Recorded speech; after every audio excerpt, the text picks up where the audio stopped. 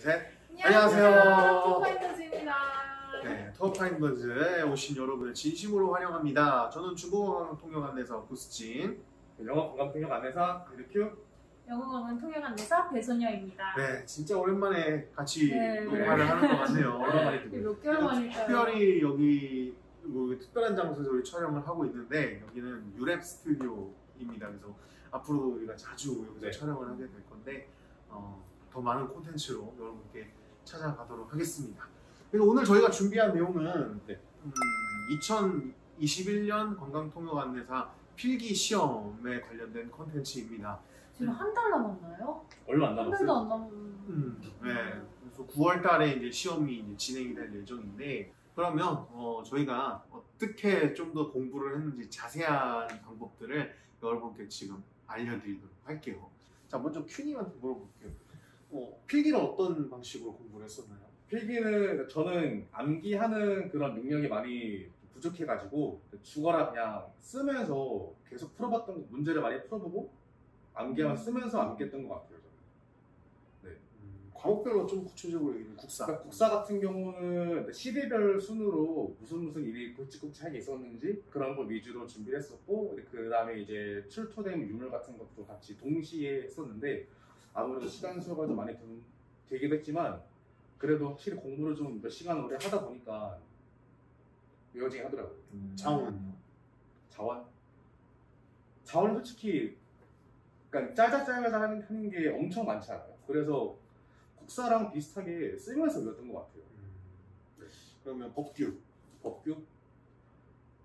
법규는 솔직히 다 이렇게 필기가 다 암기 과목이다 보니까 대부분 다 쓰면서 외웠던 것 같아요. 네네네. 개론까지요. 그렇죠. 네. 자, 그럼 배소녀님은? 저 같은 경우는 일단은 그 서점에 가가지고 웬만한 문제지들 그냥 다 풀어봤어요. 이제 거기에 있는 뭐 관광통역 안내사 기출문제집이 아니더라도 국내 여행 안내사 기출문제집이나 아니면 뭐 관광법규 몇 제, 뭐 이런 관광학 개론 몇 제 이런 것들을 다 풀어봤던 것 같아요. 그런 기출문제 위주로 그냥 다 계속 풀고 무조건 문제를 많이 풀면서 익혔던 그런 경험이 있고, 관광 국사 같은 경우에는 제가 그 한국사 능력 검정 시험을 먼저 공부를 하고 했기 때문에 조금은 수월했던 것 같아요. 저는 일단 그 학원 친구들이랑 이제 같이 공부를 했는데 수업이 끝나면 이제 같이 모여서 이제 그때는 이제 여러 명이서 다 같이 모여도 되는 시절이었으니까. 그렇죠. 그래서 이제 그때 다 같이 모여서 국사랑 자원은 그런 식으로 이제 같이 공부를 했었고, 그다음에 개인적으로는 어떻게 공부를 했었냐면 국사나 자원 그리고 개론이랑 법규의 그런 암기 포인트들을 공부하면서 이거는 좀 잘 나오겠다 하는 싶은 것들은 핸드폰에다가 다 적어놨어요. 한 메모에다가 다 적어놓고 출퇴근하면서 보고 시간 날 때 보고 이렇게 틈틈이 이제 보면서 공부를 했습니다. 특히나 이제 저는 국보, 보물, 천연기념물, 그리고 뭐 유네스코 지정 세계문화유산, 자연유산, 뭐 기록유산 이런 거 다 이제 정리를 해놔가지고 시간 날 때마다 보고 했었어요. 그렇게 했었고, 이제 법규 같은 경우에도 그 업에 이제 어떤 게 해당이 되는지 업종별로도 분류를 했었고, 개론은 근데 그런 쪽에서는 또 개론이랑 이제 자원이랑 좀 겹치는 게 있어가지고 같이 겸사겸사 공부했고 그랬습니다. 그래서 계속 공부를 해오다가 마지막에 시험 보기 전날 학원 친구들이랑 모여서 마지막으로 이제 자체적인 모의고사를 치렀어요. 제가 직접 문제를 만들고 OMI 카드 양식을 관광통역안내사 시험 홈페이지, 공식 홈페이지에 업로드를 해줍니다. 그래서 그거를 다운받아다가 이제 프린터로 출력을 해서 실제로 컴퓨터용 사인펜에 마킹까지 연습을 해서 그 다음날 시험을 대비를 했었어요. 떨어질 수가 없었겠네요. 그러니까 제대로 준비를 했었는데 진짜. 그렇게 해서 이제 우리 시험 체제가 조금 불안불안한 게 가채점은 이제 2시쯤에 시험 맞아요. 정답이 가다반이 나오고 거기에 이제 이의제 기간이 있고 그 기간이 끝나면은 한 달 반 정도 뒤에 이제 공식 결과가 나오잖아요. 그렇죠.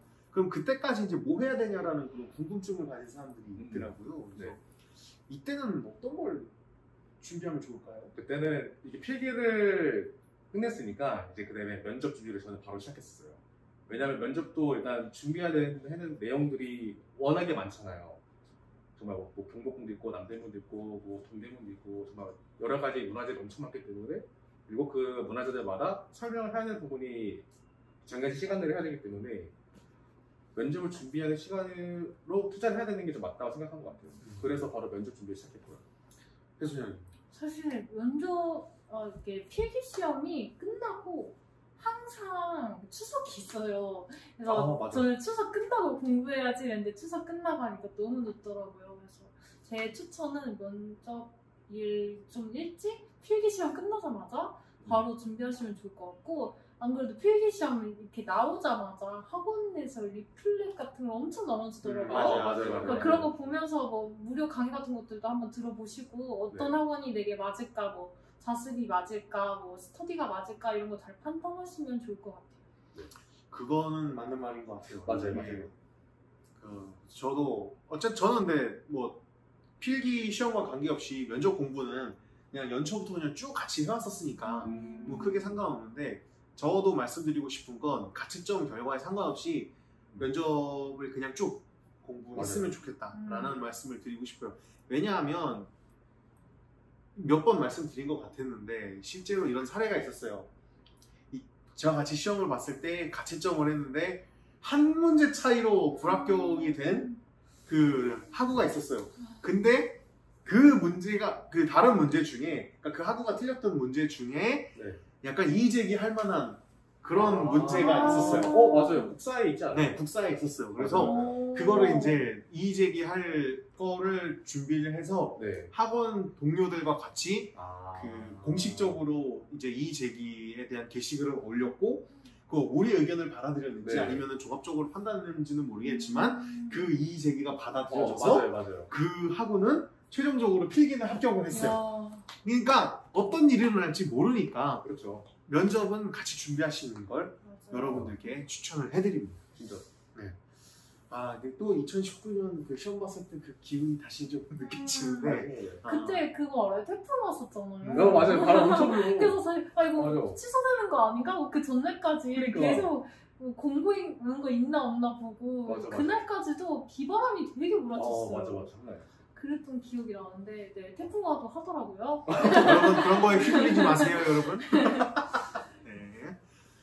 네, 그러면 이제 우리가 올해 이제 시험을 준비하시는 분들에게 진짜 실질적으로 도움이 되는 이야기들을 이제 지금부터 해드릴 거예요. 그래서 작년에 시험 문제들이 어떤 식으로 나왔고 어떻게 문제가 배분이 되어 있는지를 저희가 이제 분석을 할 거거든요. 그래서 그 분석한 내용을 이제 여러분들께 소개해드리도록 하겠습니다. 먼저 1교시 과목부터 먼저 살펴보겠습니다. 1교시는 국사랑 자원을 시험 보잖아요. 첫 번째로 이렇게 국사를 준비를 해봤는데 작년에는 선서시대에 대한 문제는 출제가 안 됐더라고요. 출제되지 않았고 삼국시대부터 발해시대까지 한 시대당 3문제, 4문제 좀 출시가 됐어요. 그 이후로 이제 고려부터 조선까지는 그래도 이제 국사 시험 중에서 가장 큰 비중을 차지하고 있는데, 고려 같은 경우에는 5문제 정도가 나왔고 조선 같은 경우는 총 12문제가 나와서 만약에 필기를 준비하는 데 시간이 많이 촉박하다 싶으면은 고려랑 조선시대 쪽 공부를 많이 하시게 되면은 그래서 좀 점수를 좀 더 많이 받을 수 있지 않을까 생각이 들고요. 그러니까 왜냐하면 조선시대에 관련된 문제가 2019년에는 9문제가 나왔는데 2020년에는 12문제가 나왔거든요. 네. 그 말인즉슨 12문제라는 얘기는 한 과목당 25개의 문제인데 거의 절반 가까이 한 시대에 분배를 해놨다는 거예요. 문제죠. 그러니까 조선시대만 다 맞춰도 절반은 맞았다라는 얘기가 되는 거죠. 거기에 이제 고려시대까지 포함을 시키면 합격선까지도 알아볼 수 있는 그런 거예요. 그래서 진짜 나는 극단적으로 시간이 없어. 공부는 하고 싶은데 시간이 별로 없어. 그러면 다른 거 어차피 신에 맡기고 운명에 맡기고 고려 조선만 열심히 파셔도 합격하는 점수에는 도달을 할 수 있다라는 거. 네. 물론 시간적인 여유 있으면 다 공부하시는 게 그렇죠. 좋습니다. 훨씬 네. 많죠. 그리고 발해에 대한 문제가 1년에 한 문제는 꼭 고정으로 나오기 때문에 여러분들께서는 좀 발해에 대한 공부를 좀 해두시면 여러분들에게도 더 도움이 될 수 있을 거란 생각이 들었습니다. 예. 네. 다음 과목에 대해서 좀 말씀해 주시죠. 네, 다음 과목에는 이제 관광자원인데요. 관광자원 같은 경우는 작년에 이제 그 전염병 때문에 언택트에 관한 문제가 한 문제가 출시가 됐거든요. 근데 아마 이번에도 문제가 나올 수 있지 않을까 하는 생각이 들었고요. 그리고 컨벤션 센터에 관한 문제. 이 문제도 19년도에 시험 봤을 때도 시험에 나왔던 걸로 기억을 하고 있어요. 문제 나왔던 걸로 꾸준히 아마 나오지 않을까 생각이 들고, 그리고 이번에 인류무형유산의 연등에도 이제 서울 등재가 돼가지고 연등에 관한 문제 한 문제 정도 생각을 하고 있고요. 그리고 국보랑 보물 같은 경우도 이거는 거의 필수 문제라고 생각하고 있어서 또 당연히 나올 것 같습니다. 그 다음에 이제 이번에 또 세계 자연유산에 등재가 된 갯벌. 갯벌이 등재가 된 장소가 총 5군데가 있는데 5군데에서도 딱 문제 내기 좋은, 그렇죠. 사지선다형 문제 내기 좋은, 아니면 뭐 기억 니은으로 여러 개 해놓은 것도 있고 그렇죠. 뽑아내는 것도 있고. 보니까 전라남도에 3군데가 있는데 이제 신안이랑 보성이랑 순천이 있더라고요. 아마 뭐 같은 지역에서 뭐 유네스코 등재가 된 곳이 어디냐 해가지고 또 나올 수도 있을 것 같아요. 네. 참고로 이제 자원 해설에 대해서 나오는 그 문제들이 개론 쪽으로 이제 중복 쪽으로 이제 나올 수가 있어요. 물론 이따가 2교시에 대해서 설명을 해드리겠지만 그런 내용도 있고, 그리고 이 문제들이 이제 더 나아가서는 면접과도 연계되는 그런 질문들이 나올 맞아요. 가능성이 있습니다.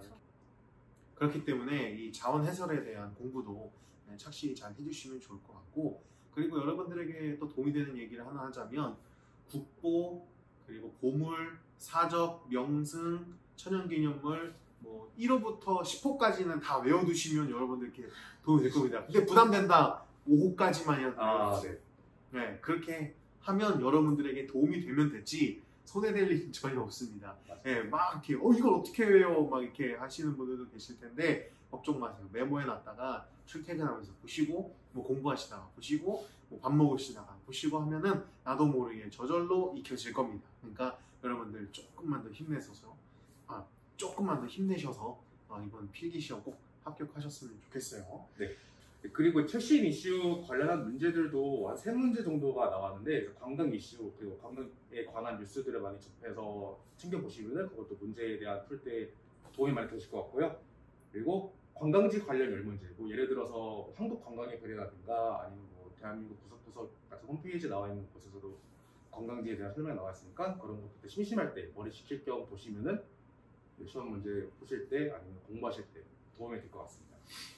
네, 그러면 뭐 1교시에 대한 분석은 이 정도로 마치고요. 그럼 2교시에는 어떤 과목들이 있고 어떤 내용들이 있는지 말씀 좀 해주시겠어요? 네, 2교시는 관광법규와 관광학 개론이 있는데요.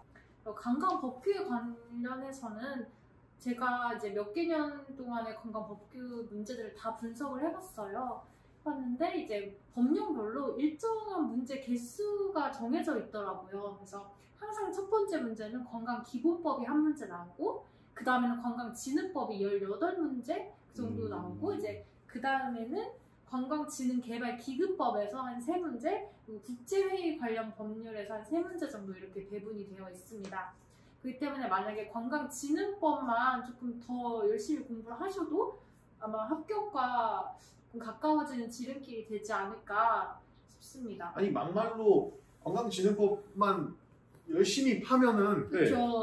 다른 법에서 뭐 찍신이 강림을 뭐 음. 하기를 바라는 마음으로 잘 찍고 그렇지만 관광진흥법이 범위가 이 정도 그렇죠. 너무 넓어서 그렇지. 너무 넓어가지고 더 많은 문제를 여러분들에게 뭐 하는데 좌절을 드릴 생각은 아니지만 관광진흥법만 있는 게 아니에요. 관광진흥법 시행령도 있고 그렇죠. 시행 규칙도 있어요. 그래서 네. 여기까지 다 훑어보셔야 되기 때문에 맞아요. 예, 부담은 좀 될 수는 있겠지만 그래도 관광법규만큼 이의제기할 거리가 없는 과목은 그렇죠. 없습니다. 네, 딱 맞아요. 정확하게 법에 명시되어 있는 내용들만 나오기 때문에 맞아요.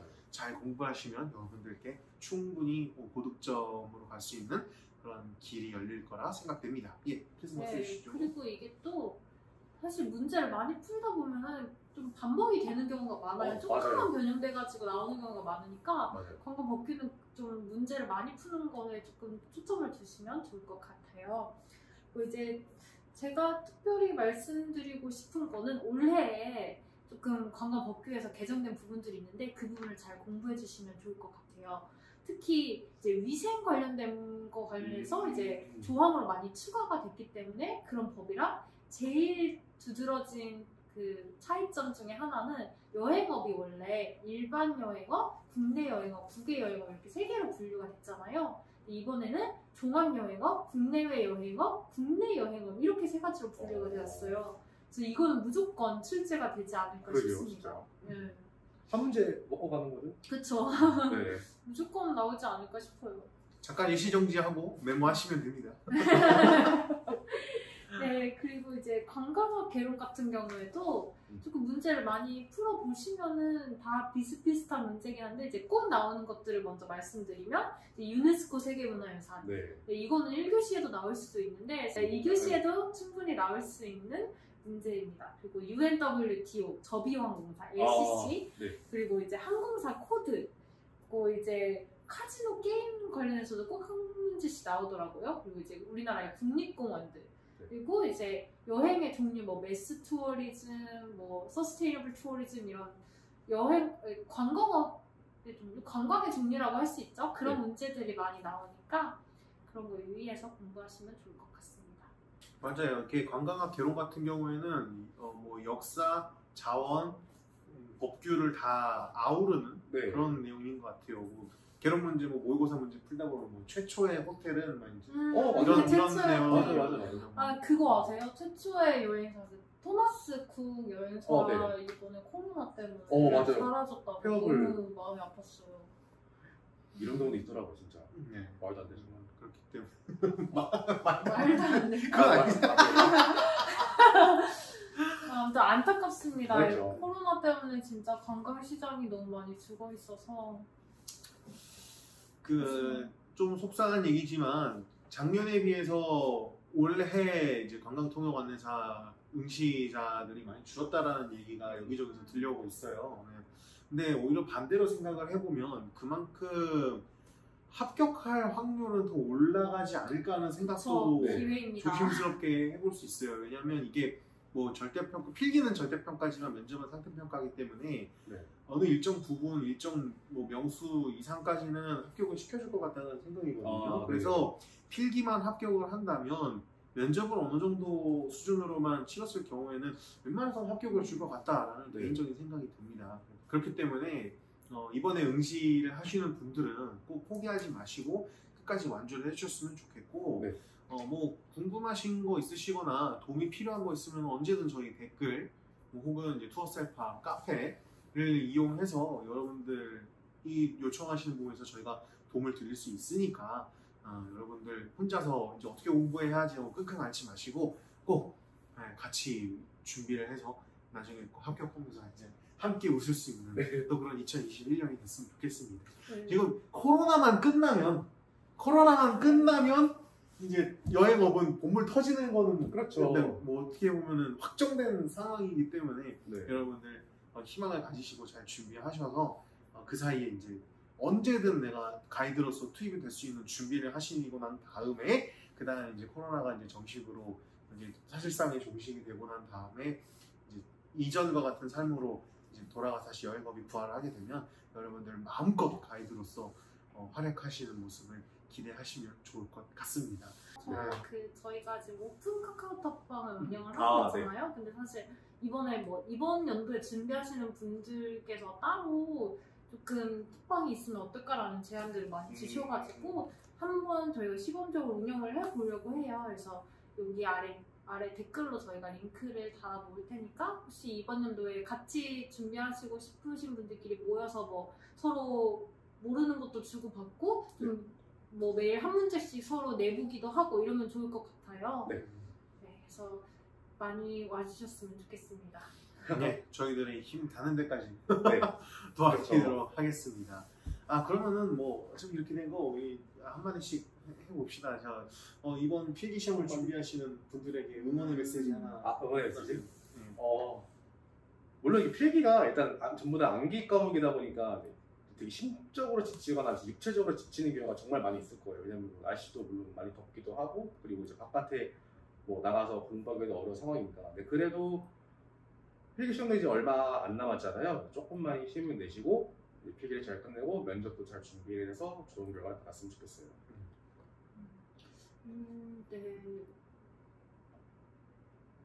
원래 준비하시는 분들이 이제 뭐 많지는 않을 수도 있지만 오히려 이게 기회라고 생각을 하시고 조금만 열심히 하시면 합격하실 수 있을 거라고 생각해요. 그리고 저희가 도와드릴 수 있는 만큼 최대한 도와드릴 테니까 이제 꼭 열심히 공부하셔서 합격을 하셨으면 좋겠고 저희와 함께 성장해 나갔으면 좋겠습니다. 저희도 아직 배울 게 너무나도 많고 저희도 이제 합격하자마자 코로나가 터졌기 때문에 정말 새내기들이기 때문에 제대로 이렇게 많은 도움을 드릴 수 없을지는 모르겠지만 저희의 있는 힘껏 다해서 함께 할 수 있도록 함께 성장해 나갈 수 있도록 기다리고 있겠습니다. 꼭 합격하세요. 이 시국 자체에 굴하지 않고 이 시험을 보는 것만으로도 그렇죠. 충분히 대단하신 분들이니까 그것만으로도 이제 충분히 이제 응원을 해드리고 꼭 이제 합격을 해서 면접 컨텐츠 저희 2021년에도 올려드릴 거잖아요. 그래서 그 컨텐츠 보시면서 같이 준비하시고 또 그 외에 뭐 다른 방법으로 어떤 식으로 공부하고 싶은지 궁금하신 분들이 있으면 언제든지 물어봐 주시면 저희가 성심성의껏 답변을 해드리도록 하겠습니다. 필기 얼마 남지 않은 시간 마무리 잘 하시고 끝까지 합격하셨으면 좋겠습니다.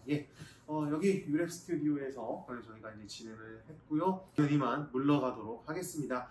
저는 중국어 관광 통역 안내사 구스진, 영어 관광 통역 안내사 가이드 큐, 영어 관광 통역 안내사 배순이었습니다. 시청해주셔서 감사합니다. 구독, 좋아요도 같이 눌러주세요.